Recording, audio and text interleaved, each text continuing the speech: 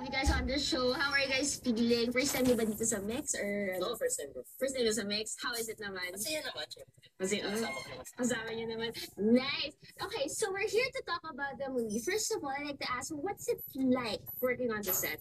Masaya ba? Or what? Talagang masaya, hindi naman masyado mahirap yung pinagagawa. Uy, mahirap yung eksena, pero parang dumadali na sa amin guys. So parang, alam mo yung tingin ng namin, alam na kagad yung eksena. Tsaka magaling naman si Direk Joyce. Kumbaga, talagang iniisa-isa niya kaming kinakausap bago kami dumating sa set.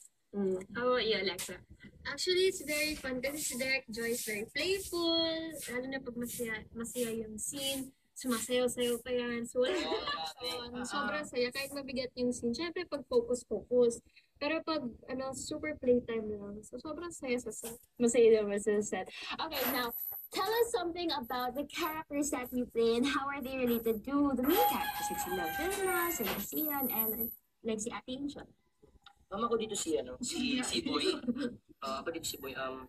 Pinsan ako dito ni Miss Angel Oxin. Isang matigas na ulo na teenager na barumbado na gusto ng away na pinauwi dito sa Manila para magbago. Well, hindi pa rin naman siya nagbago. But ang ending, okay na rin naman siya. Chill na siya. Oh, okay. How about you, Alexa? Ako naman, I'm the youngest sister of Ate Angel. Ang character ko naman, ako pala si Jewel. Ang character ko, di ko alam kung anong tawag sa kanya pero siya yung gusto mag-feeling mayaman, yung gusto kong nagboboraka, yung mga ganun, pero hindi ko naman ma-afford. Kasi hindi naman kami rich doon sa story. So, parang yun yung character ko, medyo may madaldal, may ingay, bunso.